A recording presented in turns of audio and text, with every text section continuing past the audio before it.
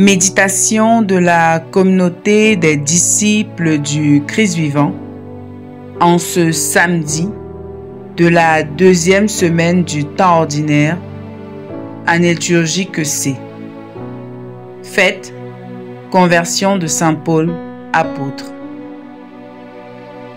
Évangile de Jésus-Christ selon Saint Marc, au chapitre 16, les versets 15 à 18.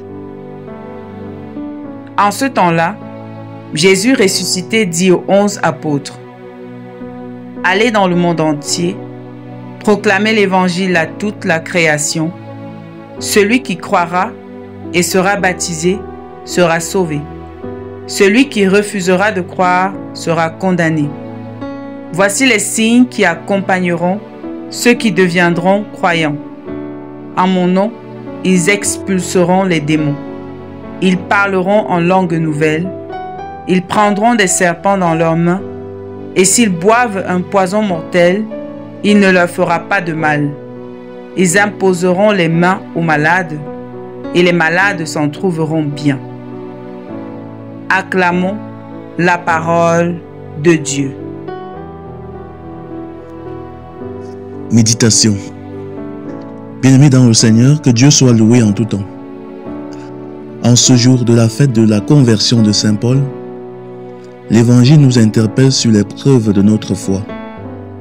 Oui, lorsqu'on célèbre une conversion radicale comme celle de Saint Paul, il convient d'abord de contempler sa vie de foi pour y voir les signes, les fruits, les œuvres et les preuves de sa conversion. Par la suite, nous devons examiner notre propre vie de foi, notre vie de chrétien, notre vie de disciple, pour y déceler ces signes qui montrent que nous avons cru en Jésus-Christ. Car, en réalité, l'on ne peut cacher sa foi. Lorsque nous croyons, les œuvres et les signes de notre foi nous trahissent. Saint Paul est un modèle exemplaire de la conversion. Sa conversion, comme nous l'apprenons dans la première lecture, a été radicale. Il est passé de persécuteur du Christ à serviteur acharné et totalement dévoué. S'il n'est pas toujours évident pour chacun de se convertir de manière aussi radicale, il n'en demeure pas moins qu'un converti authentique ne cache pas sa foi. Il présente les signes de sa conversion.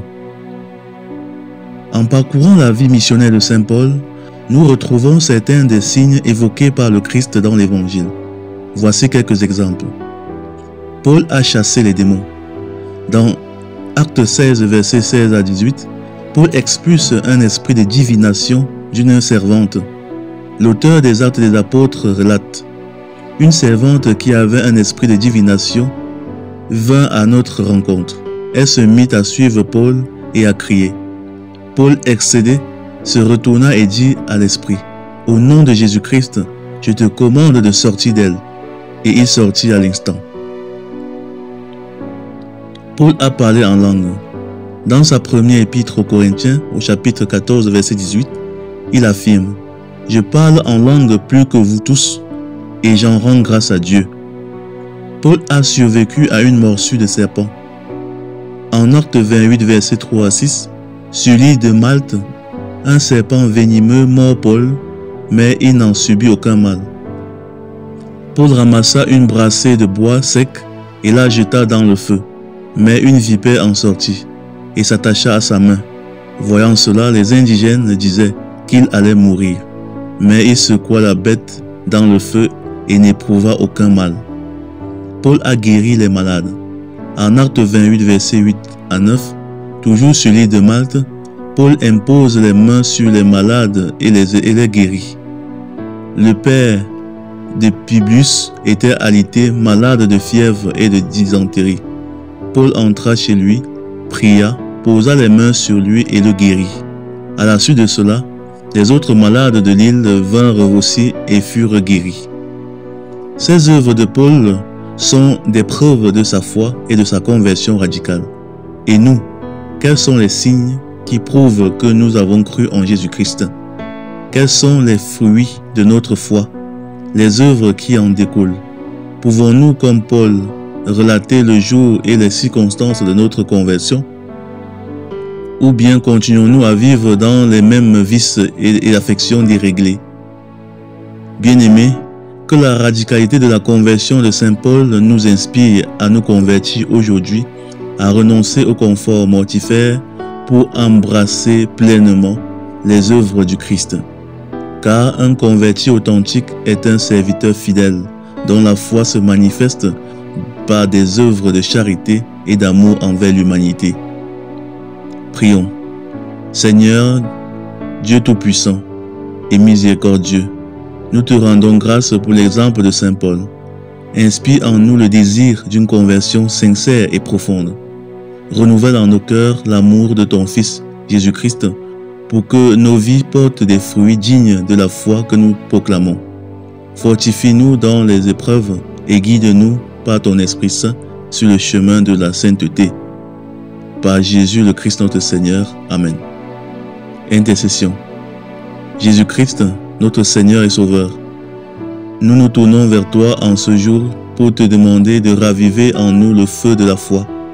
Comme tu as transformé la vie de Paul, change la nôtre et fais de nous des témoins ardents de ton amour.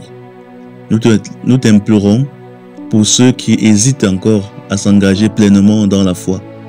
Touche leur cœur, ouvre leurs yeux et conduis-les vers la plénitude de ta grâce. Accorde-nous de voir ta puissance à l'œuvre dans nos vies et dans celles de ceux que nous aimons. Amen. Vierge Marie, intercède pour nous. Exercice spirituel. Relire sa propre conversion. Prenons le temps de relire l'histoire de notre foi. Identifions les moments clés où Dieu a agi dans notre vie et les grâces que nous avons reçues. Engagement concret. Cette semaine, engageons-nous à poser un acte de charité envers une personne dans le besoin. Que notre foi se manifeste dans une œuvre tangible d'amour. Temps de prière quotidienne. Consacrons chaque jour un moment à prier pour notre propre conversion et pour celle de nos proches. Partage de la parole. Lisons un passage des Actes des Apôtres qui nous inspire et partageons-le avec une personne pour l'encourager dans la foi. Que cet exercice nous aide à vivre pleinement notre appel à la conversion et à témoigner de notre foi avec joie et ferveur. Amen. Loué soit Jésus-Christ, à jamais.